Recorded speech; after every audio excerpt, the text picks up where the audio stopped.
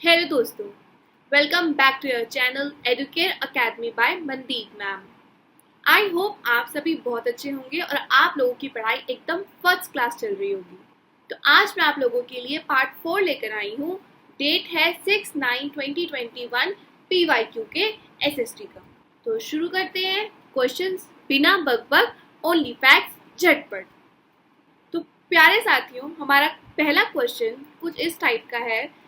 बैंकों को किसी खाते को एनपीए के रूप में तभी वर्गीकृत करना चाहिए जब किसी तिमाही के दौरान देय और प्रभारित ब्याज तिमाही के अंत से डैश के भीतर पूरी तरह से सेवित नहीं होता है। तो answer is option number 1, 90 days के मानक को स्वीकार किया गया है। इसके अंदर माना गया है कि अगर एक वर्ष में एक तिमाही या 90 दिनों तक ब्याज तथा मूलधन की किश्त का भुगतान नहीं किया जाएगा या भुगतान नहीं मिला तो उसे एनपीए के श्रेणी में रखा जाएगा। एनपीए का फुल फॉर्म भी बता देती हूँ, non performing assets. Question number 2, राजनीतिक पार्टी के प्रकार और राजनीतिक पार्टी का नाम, कौन सा युग्म सही है ये बताना है। राष्ट्रीय पार्टी, भारतीय कम्युनिस्ट पार्टी, राज्य पार्टी, आम आदमी पार्टी, राज्य पार्टी, अखिल भारतीय तृणमूल कांग्रेस या राष्ट्रीय पार्टी, भारतीय राष्ट्रीय कांग्रेस। तो दोस्तों एक्चुअली क्या है, जो आम आदमी पार्टी है अब ये राज्य पार्टी नहीं है, ये है राष्ट्रीय पार्टी, क्योंकि 10 अप्रैल 2023 में ECI के द्वारा इसे राष्ट्रीय पार्टी का दर्जा दिया गया था। ठीक है। क्वेश्चन नंबर 3, स्थानीय स्व सरकार को सरकार के डैश स्तर के लिए संवैधानिक दर्जा दिया गया। कौन सा दर्जा दिया गया? ऑप्शन नंबर ए, तीसरा। स्थानीय स्व सरकार को सरकार के तीसरे स्तर के लिए संवैधानिक दर्जा दिया गया। ये जो दर्जा है 1993 में 73rd वे व 74th वे संविधान संशोधन के माध्यम से भारत में त्रिस्तरीय पंचायती राज व्यवस्था को संवैधानिक दर्जा प्राप्त हुआ था। और इस त्रिस्तरीय पंचायती राज व्यवस्था में क्या क्या है? पहला है ग्राम पंचायत, दूसरा है दोस्तों पंचायत समिति और तीसरा है दोस्तों जिला परिषद। ये वाले जो स्तर हैं ये शामिल किए गए हैं स्थानीय स्व सरकार के द्वारा, स्थानीय स्व सरकार में। ठीक है। Now move on the next question. Question number 4, केंद्र सरकार द्वारा गठित निम्नलिखित में से कौन सा आयोग भारत में केंद्र राज्य संबंधों से संबंधित है? तो कौन सा आयोग है जो केंद्र सरकार द्वारा गठित, केंद्र और राज्य द्वारा संबंधित है? तो आंसर आएगा सरकारीय आयोग। देखिए दोस्तों 1983 में ना केंद्र सरकार ने सुप्रीम कोर्ट में यानी उच्च न्यायालय के जो न्यायाधीश थे, कौन थे on that time? Ranjit Singh Sarkaria की अध्यक्षता में केंद्र राज्य के जो रिलेशंस थे उसमें 3 सदस्यीय आयोग का गठन किया था। क्या किया था? एक 3 सदस्यीय आयोग का गठन किया था। और जब यह आयोग बनाया गया था तो अक्टूबर में इस आयोग ने अक्टूबर 1987 में अपनी रिपोर्ट दी थी, जिसके अंदर क्या था? केंद्र और राज्य इसके सुधार के लिए 247 या कह सकते हैं सिफारिशें प्रस्तुत की थी, जिसमें से 180 जो सिफारिशें थी वो केंद्र सरकार द्वारा लागू की जा चुकी थी। क्वेश्चन नंबर 5, एक अर्थव्यवस्था में असंगठित क्षेत्र की विशेषता डैश होती है, यानी इकोनॉमी अनऑर्गेनाइज की क्या इस सेक्टर में क्या कैरेक्टरिस्टिक्स है इसकी, इस ऑप्शंस में से? तो आंसर आएगा बी, यानी लैक ऑफ सोशल सिक्योरिटी, सामाजिक सुरक्षा का अभाव एक अर्थव्यवस्था में असंगठित क्षेत्र की विशेषता है। और देखिए दोस्तों अनऑर्गेनाइज्ड सेक्टर्स कौन से होते हैं? ये वो सेक्टर्स होती हैं जो business that are not registered with the government, यानी कोई मान्यता प्राप्त नहीं होती इनको गवर्नमेंट की तरफ से। तो ये क्या होते हैं? Unorganised sectors. बढ़ते हैं अगले क्वेश्चन की तरफ। क्वेश्चन नंबर 6, निम्नलिखित में से कौन आर्थिक विकास को सही ढंग से परिभाषित करता है? तो कौन है जो आर्थिक विकास है यानी कि हमारा इकोनॉमिकल डेवलपमेंट को अच्छे से परिभाषित करता है? तो ऑप्शन नंबर बी, आउटपुट का आकार और आर्थिक कल्याण, इकोनॉमी वेलफेयर। ये क्या करते हैं? ये आर्थिक कल्याण को प्रभावित करते हैं। जो आर्थिक विकास होता है, इकोनॉमी वेलफेयर होता है, वो क्वांटिटेटिव और क्वालिटेटिव अगर दोनों परिवर्तन एक साथ चलती हैं लाइफ में, तो उसकी जो गुणवत्ता का जो सुधार होता है वो किस लेवल पे होता है? नेशनल वेलफेयर के लेवल पे होता है। ठीक है ना? तो आर्थिक विकास के लिए कौन सबसे बेस्ट है? आउटपुट का आकार, shape of the output, economy welfare या आर्थिक कल्याण। इन दोनों से क्या होता है? अगर ये दोनों अच्छे होते हैं तो change in the size of national product, ठीक है, ये हो जाता है इससे। आगे बढ़ते हैं। क्वेश्चन नंबर 7, विदेशी व्यापार विकास कई गुना योगदान दे सकता है। आर्थिक विकास में विदेशी व्यापार की भूमिका के संदर्भ में निम्नलिखित में से कौन सा कथन सही है?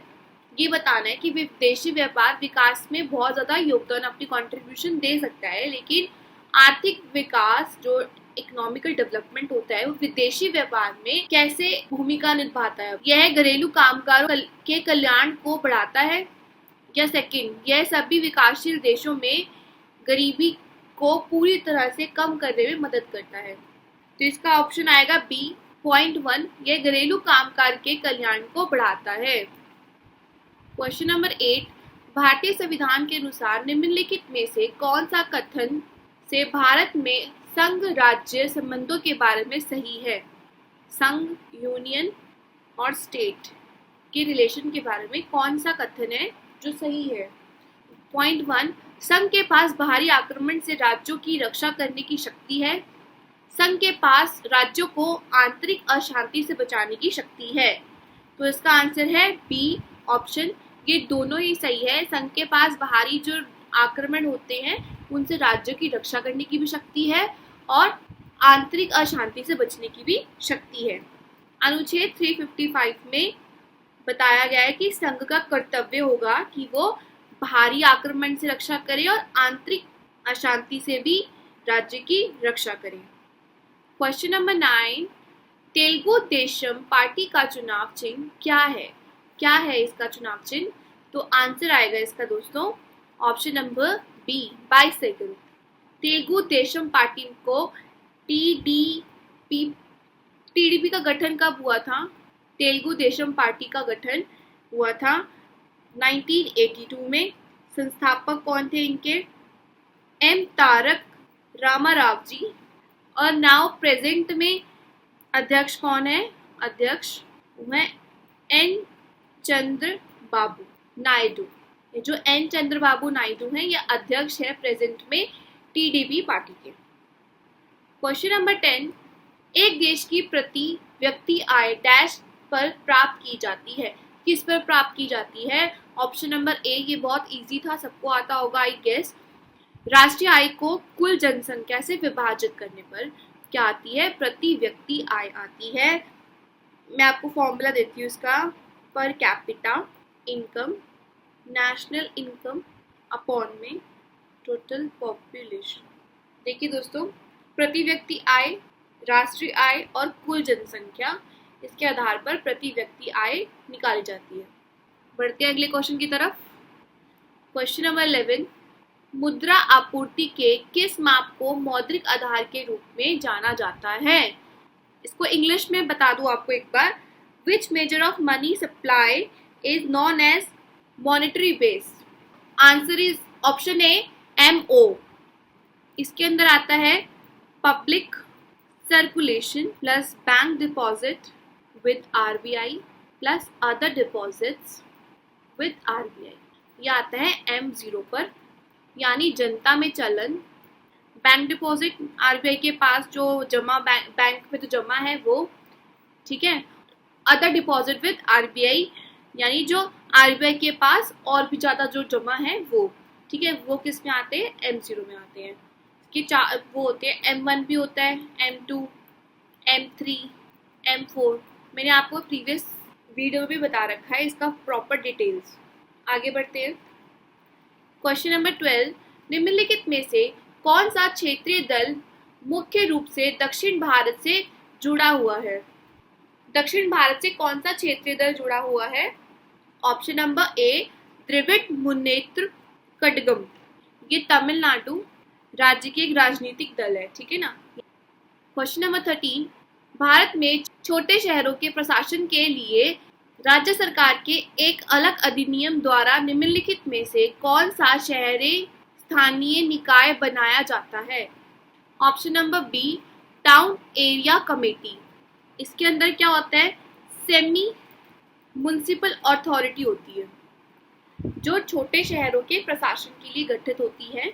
इसके अंदर क्या क्या देखते हैं, street light, drainage, road, conservation etceteras देखे जाते हैं सेमी म्युनिसिपल अथॉरिटी के थ्रू छोटे शहरी प्रशासन के अंदर। आगे बढ़ते दोस्तों। क्वेश्चन नंबर 14, नैतिक दबाव साख नियंत्रण की एक डैश तकनीक है। Moral pressure is a form of credit control. Answer is option number B, गुणात्मक होता है। नैतिक दबाव साख नियंत्रण के लिए गुणात्मक तकनीक होती है। क्वेश्चन नंबर 15, हर 5 साल में डैश एक वित्त आयोग की नियुक्ति करता है। कौन करता है वित्त आयोग यानी फाइनेंस कमीशन की नियुक्ति?